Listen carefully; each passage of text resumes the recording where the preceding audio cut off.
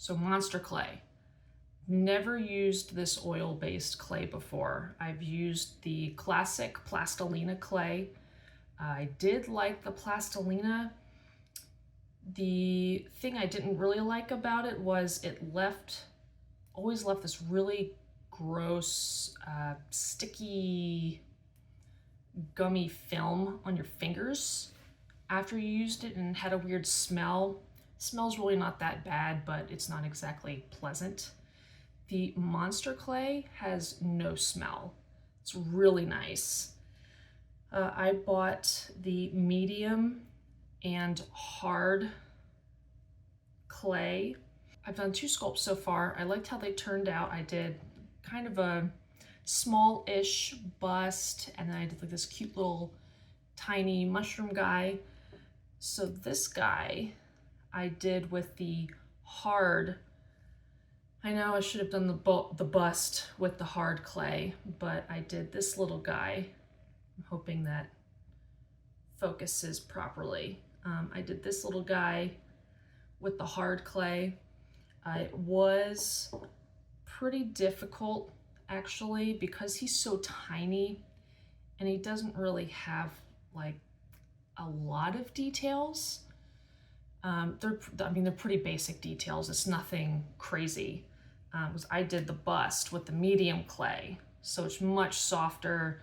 It did take the details really well, and the lines came out really well. Even some of the, let's see, hopefully this, again, hope it focuses because I can't see because the phone's turned around. But I really liked how he turned out. I have a feeling if I use the hard clay on him, some of his details may have come out a little bit more sharp, but the medium clay still did really well. And it was actually much more friendly on my joints as well. I have an autoimmune disorder and my joints like to swell up and become painful, and sometimes my muscles tense up. So the medium clay, especially when you heat it up, I have a crock pot back here that actually has the medium clay in it right now because I am currently working on a new sculpt. More like almost like a wall, 3D wall plaque. I haven't done anything like this before, so this is also new to me, this style of visualization. Usually it's some kind of little character or something.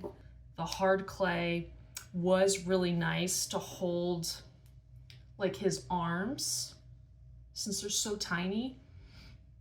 When I wanted to do work around little tiny details like this, like see I can touch his face and I can hit it and it's not mushing or anything because it's really hard.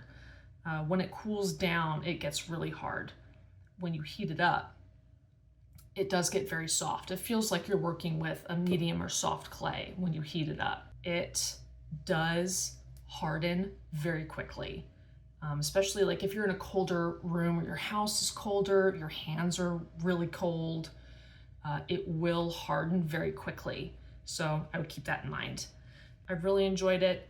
I will post when I go through the molding and casting process. I'm going to use a company called Smooth On, and then this Monster Clay I have really, really enjoyed as an oil-based clay. The black tubs that they come in can get up to 200 degrees, so you can even pop it in your oven if you want, if you don't have a crock pot. Or I've also been using for more centralized heating and to actually melt the clay, which is how I got this texture right here was from the heat gun, and just more really individualized heating. The heat it's able to get up to, there's a little informational on the back.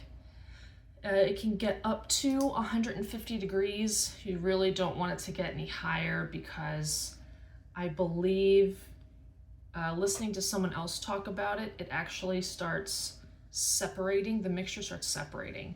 So you don't want to do that.